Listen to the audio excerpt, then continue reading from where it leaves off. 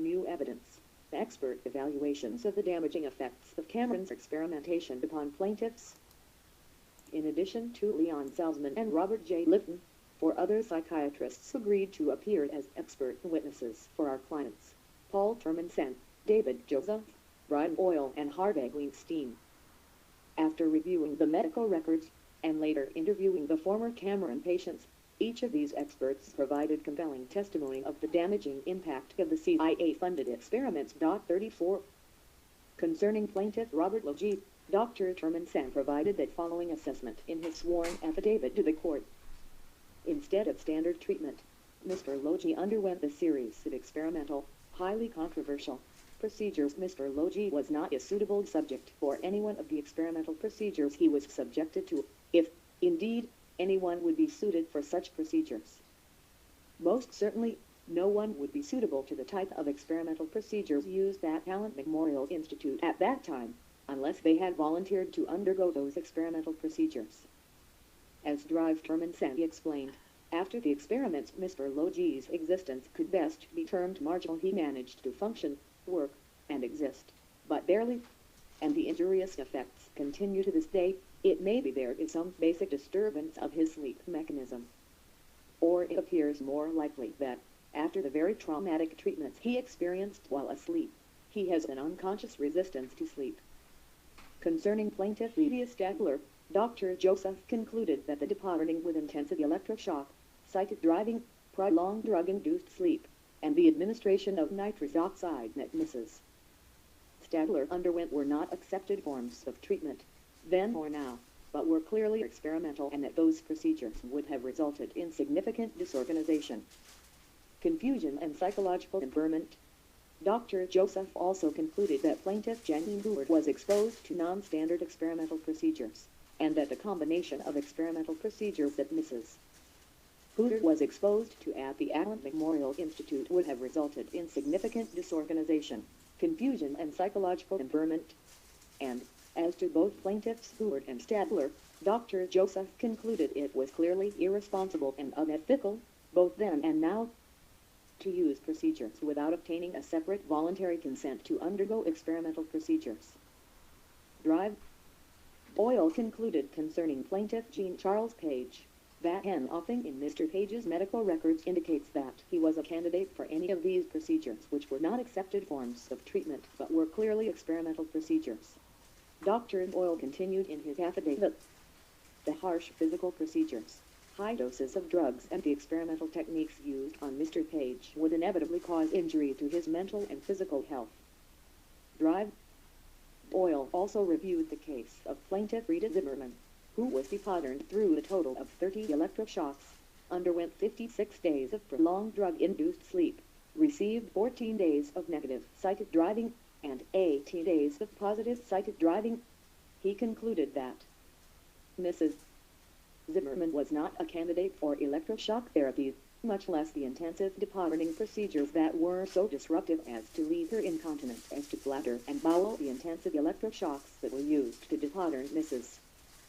Zimmerman were clearly experimental, as was the entire departing procedure that was carried to an extreme in her case. That nearly 2 months of drug-induced sleep and over 1 month of psychic driving Mrs. Zimmerman underwent were equally extreme applications of clearly experimental procedures. The experimental departing, prolonged drug-induced sleep, and psychic driving procedures used on Mrs. Zimmerman would inevitably cause injury to her mental and physical health. As to plaintiff Florence Langley, who was depatterned with intensive electroshocks and LSD, underwent 43 days of prolonged drug-induced sleep, and received 32 days of negative psychic driving and 11 days of positive psychic driving, Dr. Boyle reached similar conclusions. Mrs. Langley was not a candidate for electroshock therapy, much less the intensive departing procedures. The intensive electroshocks that were used to depattern Mrs. Langley were clearly experimental, as was the entire departing procedure. The 6 weeks of drug-induced sleep and 6 weeks of psychic driving Mrs. Langley underwent were equally extreme applications of clearly experimental procedures. The experimental departing, prolonged drug-induced sleep and psychic driving procedures used on Mrs. Langley would inevitably cause injury to her mental and physical health. Finally, as to plaintiffs Page, Langleven and Zimmerman, Dr. Doyle concluded that IT was clearly irresponsible and unethical, both then and now, to use experimental procedures without obtaining a separate voluntary consent to undergo experimental procedures. In Drive-Salzman's opinion, the standard treatment alternatives in the 1950s for the depression that plaintiff Val Orlikowicz suffered were verbal psychotherapy and the possible use of low doses of tranquilizing drugs, the use of LSD and the psychic driving that Mrs. Orlikowicz underwent were not accepted forms of treatment, and in Dr. Salzman's opinion, the combination of those experimental procedures would cause her to suffer significant and continuing psychological impairment. Concerning plaintiff Mary Morrow, Dr. Salzman found no basis for Cameron's diagnosis of schizophrenia, and concluded that even had that diagnosis been correct, standard treatment alternatives at that time would have included low to moderate doses of antipsychotic medications, verbal psychotherapy, and the possible use of electroshock in limited therapeutic dosage if other means of treatment were not successful. Dr. Salzman continued in his sworn affidavit. The use of prolonged drug-induced sleep and the depositing with intensive electroshocks that Dr. Morrow underwent were not accepted forms of treatment, then or now. The use of such extreme measures reflects an experimental orientation derived from brainwashing through depositing or wiping the mind clear, to be followed by repatterning or indoctrination. The combination of experimental procedures that Dr. Morrow was exposed to at the Allen Memorial Institute would cause her to suffer significant and continuing psychological impairment, as well as likely causing continuing memory deficits and cognitive impairments. Finally, in Salzman's opinion as to both Mrs. Orlikowicz and Dr. Morrow, IT was clearly irresponsible and unethical as well as callous and inhumane, both then and now, to use experimental procedures without obtaining a separate voluntary consent to undergo experimental procedures. Possibly the most distressing story of all was that of plaintiff Louis Weinstein, as told by his son, psychiatrist Harvey M. Weinstein. After his father's experiences at the Allen Memorial Institute, Harvey entered medical school and studied psychiatry in part to try to understand what had happened to his father. More than anyone else, Harvey understood the magnitude of his father's loss. Using the full coverage of brainwashing procedures, including intensive electroshock and LSD, Cameron had depatterned Louis Weinstein and then attempted to reprogram his behavior with psychic driving messages. These intrusive physical procedures caused an organic brain syndrome in Louis Weinstein, from which he would never recover. Drawing on his observations as a son and, because his father no longer trusted psychiatrists, as a treating physician, Harvey Weinstein was prepared to provide trial testimony of minor psychiatric ailments being exacerbated and compounded by the CIA's experiments.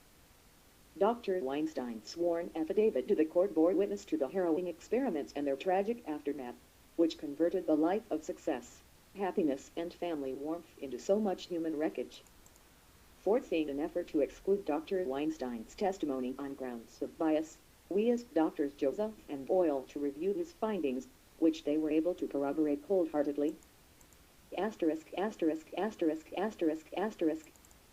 Toward the end of the CIA funding, Dr. Cameron wrote a letter to the agency front, the Society for the Investigation of Human Ecology, acknowledging his great indebtedness to the Society, describing the assistance rendered by the Society as invaluable, and expressing a considerable sense of indebtedness for the funding he had received. 4 years later, Dr. Cameron left the Allen Memorial Institute, and his successor, Dr. Robert A. Klebhorn, immediately terminated the experimentation Cameron had conducted. At Klebhorn's request, Dr. Termansen and colleague conducted a scientific study of the results of Cameron's depatterning experiments. Dr. Termansen was now prepared to testify about his study at trial, in particular the following conclusions. After interviewing and testing patients selected from a sample of 79 persons who had undergone the depatterning procedure, we concluded that the incidence of memory loss attributable to the intensive electroshock was higher than that encountered with standard therapeutic electroshock, and that the depatterning procedure, therefore, was not an acceptable form of therapy. We found the frequent electroshock used in depatterning was associated with poor clinical outcome, and that the shorter interval between electroshocks, the greater was the current memory impairment as seen on the Wechsler memory scale. Departing is no longer used because of its damaging effects on cognitive functioning and because it would appear to have little to offer in terms of improvement over conventional therapeutic electroshock. 5. New evidence. CIA admissions of culpability. Even before our client's suit was filed, there had been admissions by the CIA in congressional testimony that there was responsibility on the part of the agency toward the MKULTRA victims. Thus, at an August 3, 1977 hearing, Senate Intelligence Committee Chairman asked CIA Director Turner to report back to this committee in 3 months on what the agency has done to notify these individuals and institutions, and furthermore, to notify us as to what steps have been taken to identify victims, and if identified, what you have done to help them, monetarily or otherwise. Admiral Turner responded, "All right, sir, I will be happy to." At that same August 3, 1977 hearing, Senator Kennedy asked CIA Director Turner, "It is your intention to notify the individuals who have been the subject of the research, is that right, Admiral Turner? Do you intend to notify those individuals?" To which Admiral Turner replied, "Yes." During the course of documentary discovery, we uncovered new admissions made during the late 1970s by the CIA and the Justice Department. A July 17, 1978 memorandum prepared by the Office of Legal Counsel at the Justice Department was important because it concluded that the CIA had a legal duty to find and notify persons used as unwitting experimental subjects in MKULTRA. The first question we have addressed is whether there is a legal duty to notify those MKULTRA subjects who can't be reasonably determined to have a continuing risk of adverse effects on their health as a consequence of their earlier involvement. While there is no legal authority specifically addressing this question, we believe that, under the best view of general legal principles and analogous case law, the duty to notify such individuals exists in this instance. As a general matter of toward law, the courts and other legal authorities have found a duty to exist where one party puts another in danger, even if the former party's conduct is without fault. He is under a duty to give assistance and to prevent further harm. As applied here, this principle would appear to require the CIA, having created the harm or risk thereof, to notify the individuals as an effort directed at rendering assistance and preventing further harm.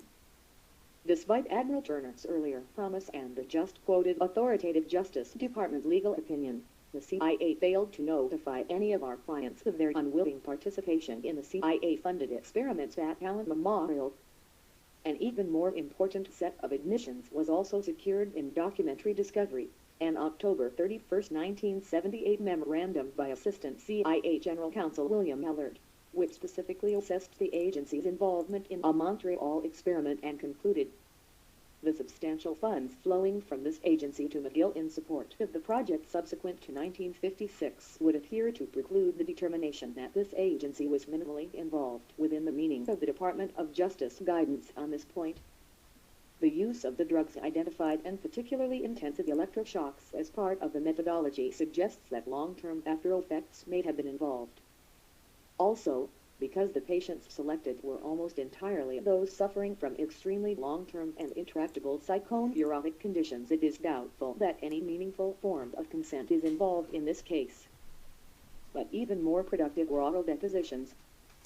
Thus, on January 19, 1983, John Gitter testified concerning the CIA involvement with Cameron as follows: "Now that was a foolish mistake. We shouldn't have done it. As I said, I'm sorry we did it, because it turned out to be a terrible mistake." Gitter concluded that if he had it to do over again, I would refuse to support him or be interested in him. Similarly, at his December 13, 1983 deposition, Stansfield Turner, who was a CIA director at the time of the first revelations of the agency's Montreal experiments, recounted his dismay at discovering the MKULTRA activity, which seems entirely bizarre. Admiral Turner continued that the program was one of the kinds of errors that we must be sure to find a way to prevent recurring, and that the MKULTRA experiments on unwilling individuals were unethical, and left him aghast when he learned of those activities. In addition, Admiral Turner offered the view at his deposition that the MKULTRA program was the product of excessive compartmentation. Finally, in a key admission for purposes of our allegation that there was a negligent failure to supervise Gottlieb and Lashbrook. Admiral Turner attributed their excesses to inadequate supervision, as he stated it in the original manuscript for his book, Secrecy and Democracy, The CIA in Transition. How could this have happened? I believe compartmentation was responsible. Because of compartmentation, there was inadequate supervision of those who, with good intent, concocted this absurd scheme. The unit conducting the experiment simply had such autonomy that not many outsiders could look in and ask what was going on. In all walks of life, people get too close to their work and need someone with a somewhat detached viewpoint to take an occasional look at where they are going. In this case, the system just could not provide that kind of detached critical review, and a few well-intentioned, but terribly misguided, individuals badly abused the CIA's privilege of keeping secret so much of what it does. The most significant admissions, however, were the apologies the CIA tendered to the Canadian government. At the time of the initial public disclosure in August of 1977 that the CIA had financed Cameron's experiments in Montreal, opposition member of Parliament Andrew Bruin asked questions about this American interference in the internal affairs of Canada. 35 As a result of these inquiries, official protests by Canada were lodged with the United States Embassy in Ottawa and the CIA chief of station resident there. While we were working on the court fight in Washington, we asked David Orlikov, the MP husband of plaintiff Val Orlikov, to pursue these protests, and the U.S. response in Ottawa.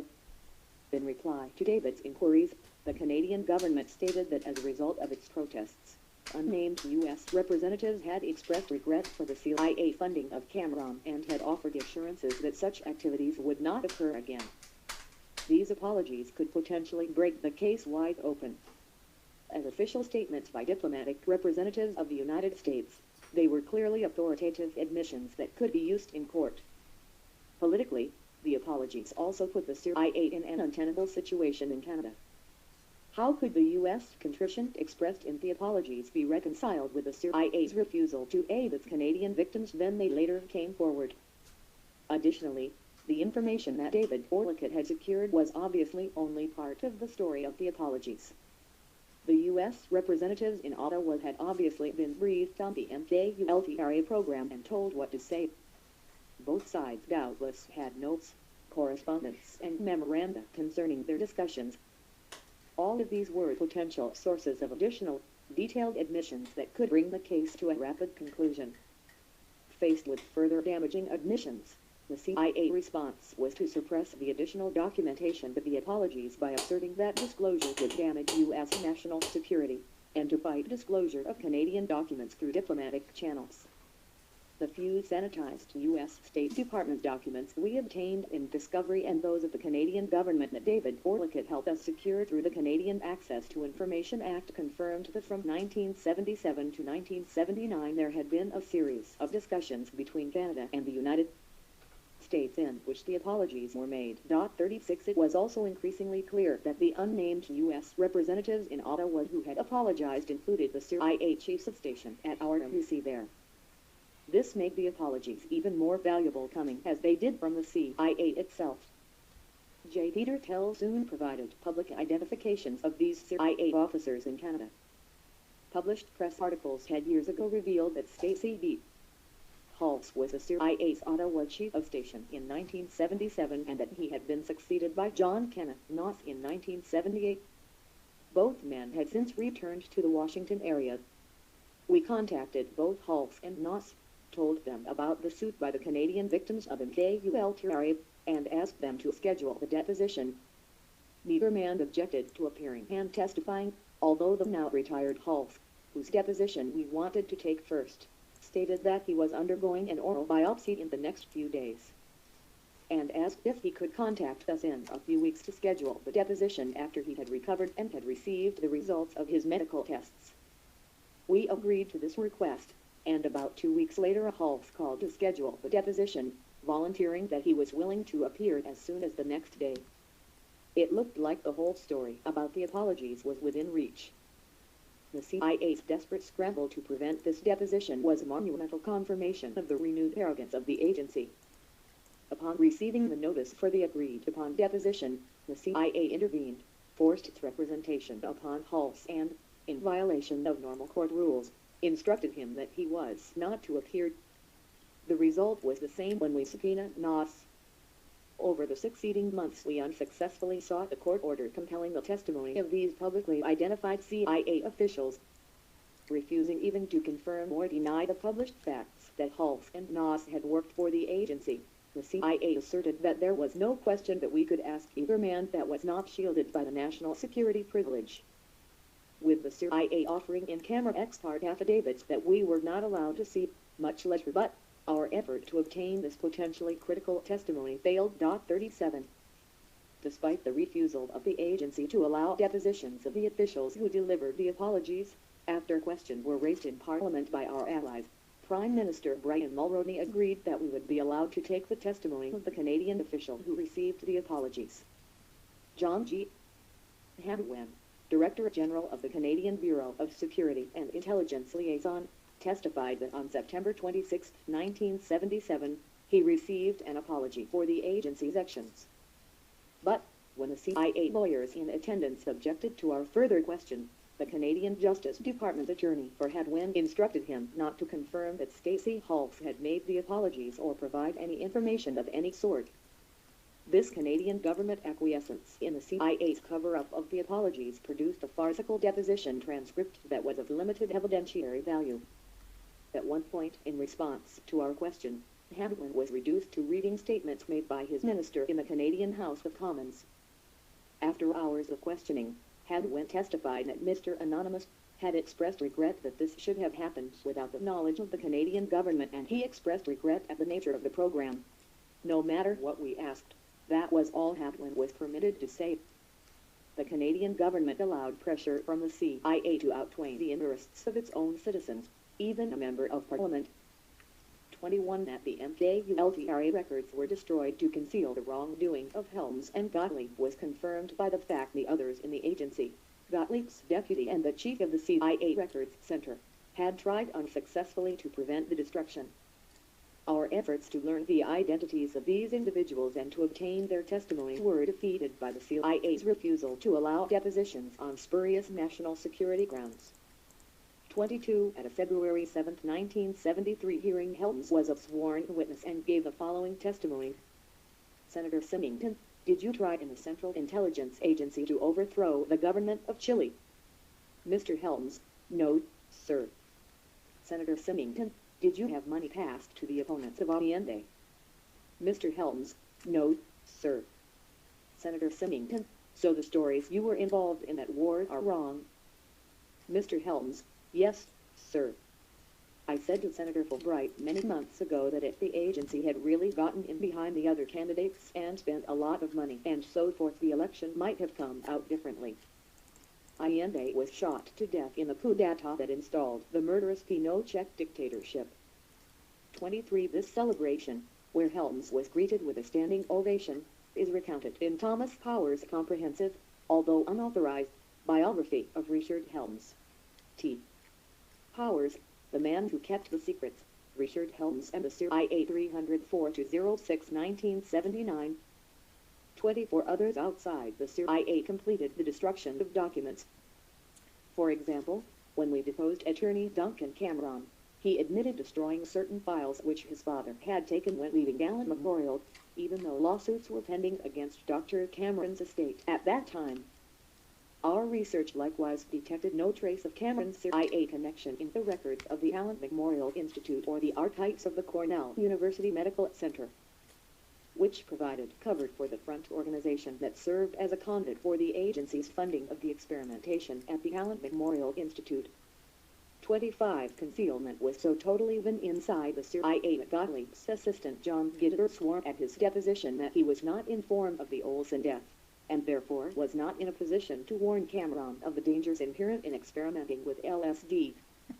26. The U.S. Embassy in Ottawa was similarly deceived by the CIA, which stated in a February 1979 cable that there was no evidence the SIH, the society or agency officers, gave any hint to McGill or Cameron that a request for funds would be met with a favorable response. The truth, of course, was the exact opposite. 27 471 U.S. 181 1985. 28 E. Griswold, Secrets Not Worth Keeping. Washington Post, February 15, 1989. 29 New York Times v. The United States, 403 U.S. 713 1971. 30 At his deposition, Helms committed a slip and disclosed the location of an unacknowledged CIA facility on the record. Although there were 4 CIA lawyers in the room at the time, not one of them objected, called the slip to our attention, or sought to mark the record. Instead, weeks later, when the written transcript of Helms' deposition was ready for filing in court, the CIA insisted that this information be excised from his testimony. When we objected to the obliteration of anything in Helms' testimony on the public record, the letter was delivered to our office late one night, directing us to return our copies of the Helms slip to the CIA and threatening both of us with prosecution under the Espionage Act if we failed to do so. We, of course, refused to be intimidated and informed the agency that we didn't take any orders from it. The CIA promptly seized upon this as a means to attempt to influence the judge hearing our case, and, after a lengthy series of briefs in which we were portrayed as irresponsible for having asked Helms questions that led to his slip, succeeded in securing a court order protecting this sensitive and vital secret. We later learned that this same secret information had been published in the Washington Post several years earlier. 31 CIA documents showed that Godley received a letter from Dulles saying he had used poor judgment, which Helms was instructed to hand-carry to Godley and to tell him the letter was not a reprimand and no personnel file notation was being made. Flashbrook did not even receive this slap on the wrist. 32 The submission, which was truly a smoking gun that directly tied Cameron's experimentation to communist brainwashing methods, was unearthed by Dr. Harvey Weinstein, the son of plaintiff Louis Weinstein, while reviewing Cameron's papers at the archives of the American Psychiatric Association. 33 We corroborated Ted's close relationship with the CIA by obtaining in discovery a special CIA security clearance issued to him in the early 1960s. 34 We were impressed by the willingness of these prominent psychiatrists to assist largely without payment. 35 In the Canadian parliamentary system, there is a daily question period during which members from all parties can query cabinet ministers of the government. The ministers must answer. Over the years, this mechanism, especially when employed by New Democratic Party leader Ed Broadbent and his colleague from Vancouver, Sven Robinson, proved to be one of the few effective means of pressing the Ottawa government to support the CIA's Canadian victims. 36 We also had evidence, through an affidavit provided to us by the Canadian Secretary of State for External Affairs, that additional apologies were subsequently tendered by U.S. representatives. 37 That the CIA's assertion that some secrecy concern required the concealment of Mr. Hulse's identity as a retired CIA officer was completely ludicrous was confirmed when he died several years later. His lengthy and prominent Washington Post obituary began by repeating the common knowledge that had been published years earlier. Stacey Hulse had been the CIA chief of station in Ottawa in the late 1970s. More, return to contents, return to Jim Turner's page.